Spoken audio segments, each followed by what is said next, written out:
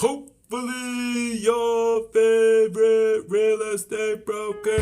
So today we are going to talk about homes that get into probate, homes that are in probate. Well, why do homes go to probate?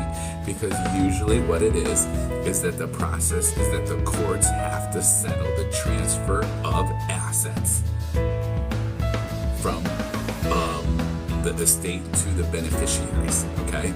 And so usually depending on the states, it's going to be different for each state. So let's talk about if you're considering buying or selling a home, if you're considering a property that is in probate, well, let's talk about, well, what does that mean? How is that going to affect you? Because one of the things I can tell you is that there are definitely a lot of terms that have to do with probate and conditions that are going to definitely be different for you. Okay, so with any real estate transaction, there are usually quite a few contingencies that are involved.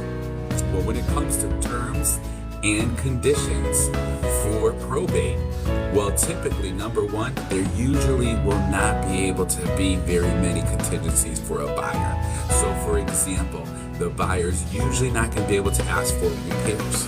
Usually they're going to have to buy the home as is, or maybe even waive inspections for the court to approve it. And it's different everywhere, but this is typically. Typically also, you have to buy the home or be ready to have the closing within 30 days. Because most of the time, the courts are not going to give you a lot of extra time in order to make that happen for you. All right. So some of the benefits are, though, is that you can get a quick sale.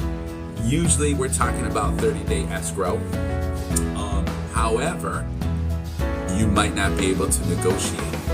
Sometimes you will have to overpay for a probate home. And the reason why is that if you're here in Connecticut, you're going to notice that you will come up against a lot of competition if you want to buy a home in probate. Okay? Sometimes we put these homes that are in probate, we put them on the market, and there we get 12, 15, 27 offers, believe it or not. It's also a little bit harder because you will not be able to negotiate in many cases.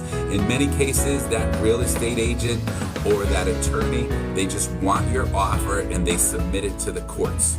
They're not going to spend, in many cases, that extra time working with you as a buyer to put together a great offer if they know they have quite a few others and they know they're just going to submit it to the court. Okay? Sometimes, especially during the summer, when we talk about homes that are in probate, it takes forever. In one instance, I say, oh, you have to be ready to close within 30 days. And then in another instance, I'm telling you, hey, be prepared for delays because there are attorneys involved.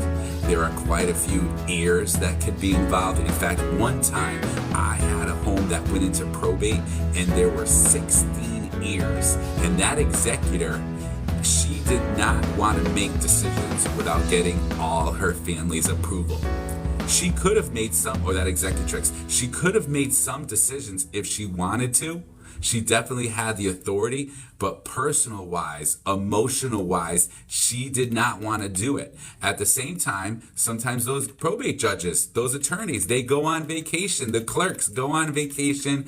Everything gets delayed, and it takes a long time. So if you're thinking about, well, homes in probate, what should I do? There's some of the things to think about. Now, there are four, that's right, my friends, you heard it, 4 main ways to find probate properties. The first one, here we go, real estate agent, right? Through the multiple listings service, through a real estate expert like myself, we're going to be able to identify those kinds of properties for you if that's what you really want. Number 2 might be going to your local probate court, right? Go there right into the office, talk to that local clerk and see if you can find, or they will give you the list of the most recent probate cases. Also look in the local newspapers because in many cases the courts or the executor, the executrix, they are going to advertise that property in the local newspaper along with the local auctions. Everybody loves an auction, right? In these days, if you go to an auction here in Connecticut, you're usually in many cases going to get bombarded by quite a few other people being there, but go with what's best for you. All right. So here's another few key steps that you are going to want to make sure you're doing, right? Make sure before you make a final offer, check the town records on that property.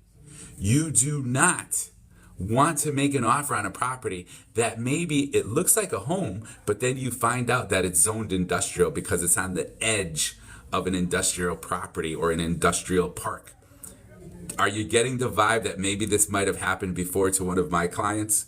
Or you think the property is 2,000 square feet, you find out it's really only 1,700. You think that the property has all this extra land in the back, but you find out that that's not part of that particular parcel. So make sure that you are doing your homework on the property, that you understand what that property is all about.